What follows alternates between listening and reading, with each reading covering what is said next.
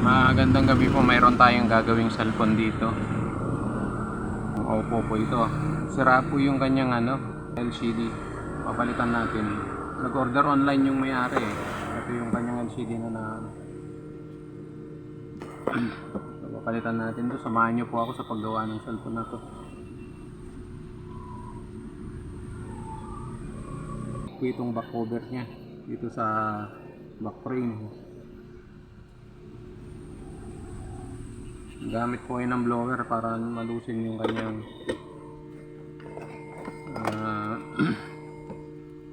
pandikit. Tapos gumamit kayo ng pangsikot na ganito, mga napis.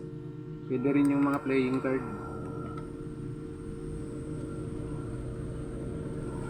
Expire na rin yung nito, mga pintura nya. Ito yung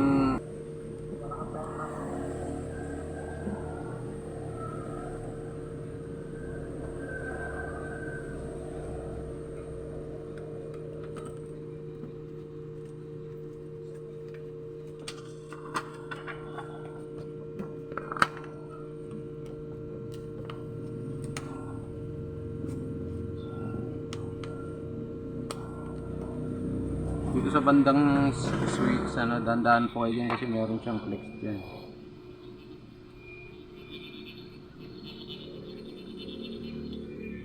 Kapag mapuputol yun yung 6 spot niya po.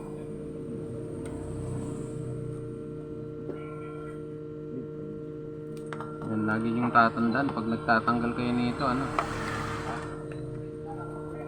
tignan nyo maigi yung para hindi masira yung unit. Ayan. Ang dami na kasing pintura niya. Medyo na rin tong dito yung sinasabi kong lumbog kanina. Ang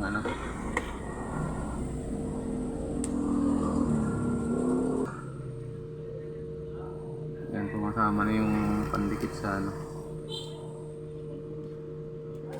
Tanggalin natin yung mga tornilyo.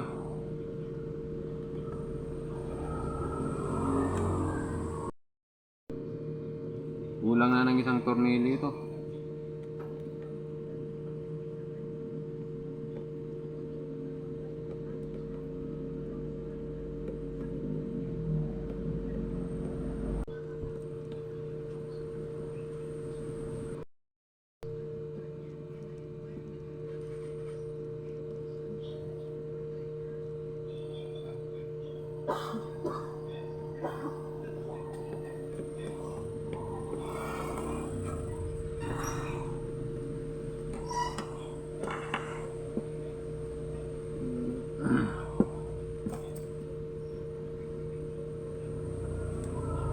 Tanggal natin yung mga tornilyo. I-detach na natin itong kanyang back cover frame. So bago nyo i-detach yan, tanggalin nyo muna yung SIM card tray. Yan, kasi para hindi nyo mahila yung SIM card tray.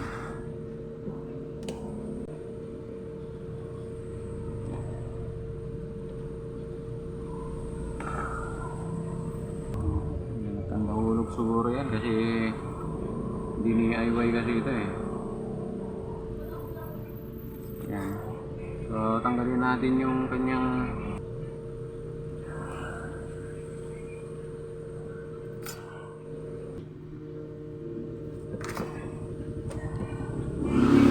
ito yung LCD natin ipapalitan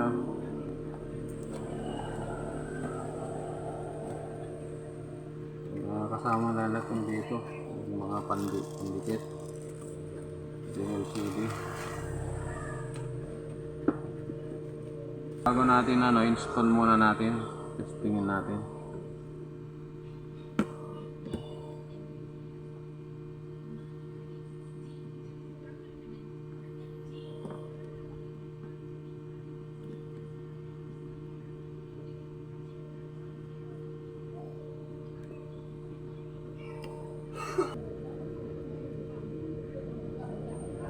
Meron siyang ilaw.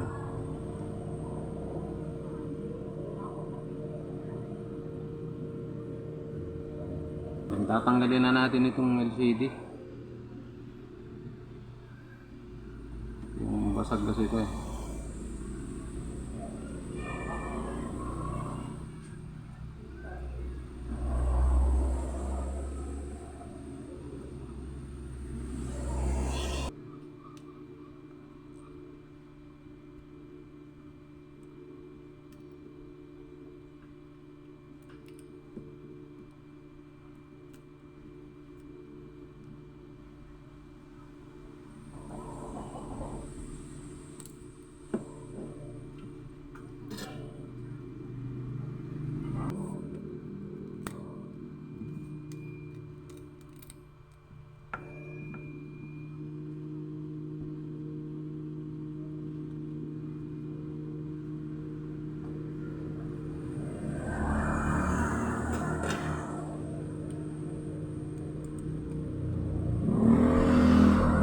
Tanggalan natin.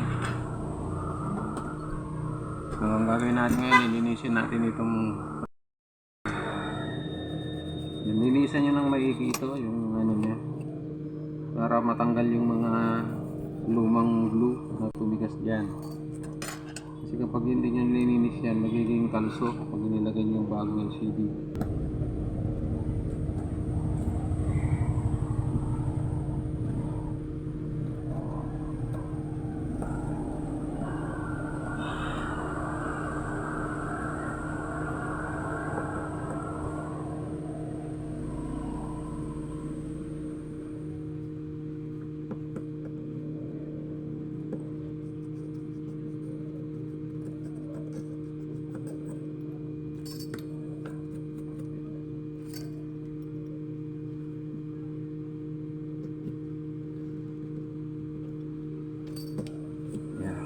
Natin, subukan natin itong install na yung ano, bagong LCD. I-charge mo muna yan, Greg. May charge na. So bago nyo install yan, check nyo kung may mga sticker sa loob. Yung katulad nito mayroon, tanggalin nyo po yan kasi magiging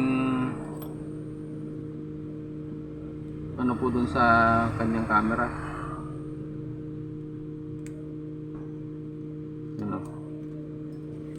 Malabo po yung kanyang camera pag ano.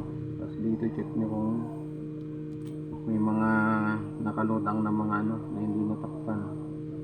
Kaya sa ano LCD kasi karonin short yan, didikit siya dito sa ano.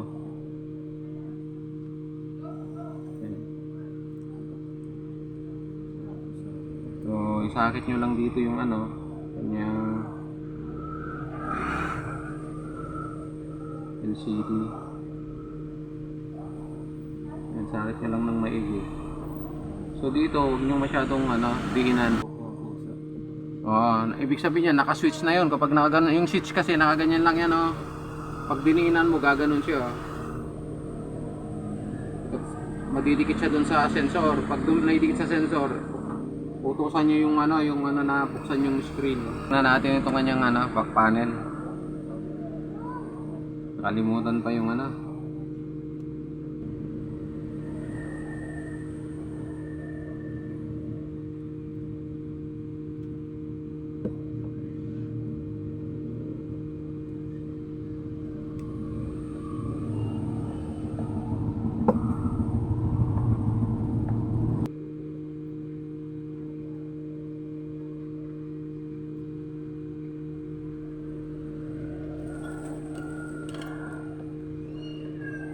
sarado na natin to.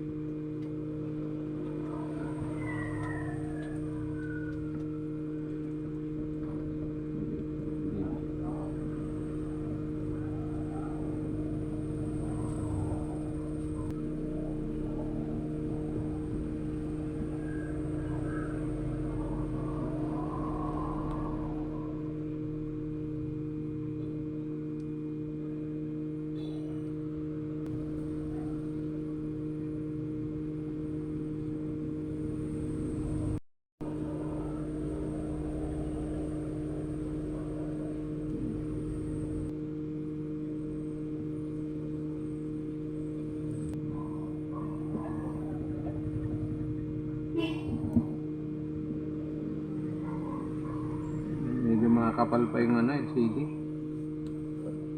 Makapal siya.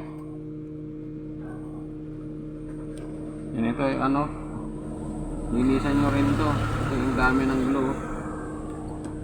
Pag nag-install kayo ng ano, so pag malasakit nyo na naman. Kasi itong bukol-bukol na to, hindi na maging ano,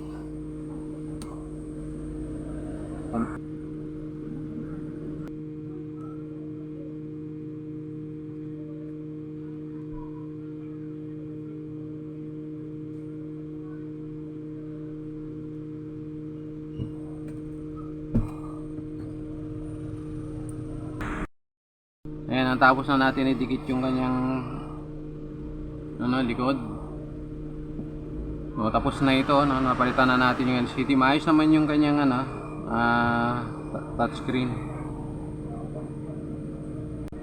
Pag nag-dial tayo, napipindot naman lahat. Ang video ito ay makakatulong po. I-like po ang aking FB page at paki-follow po yung aking YouTube channel. Click nyo rin yung notification bell para sa ganun kapag may bago akong upload na video, manonotify po kayo. Maraming salamat po.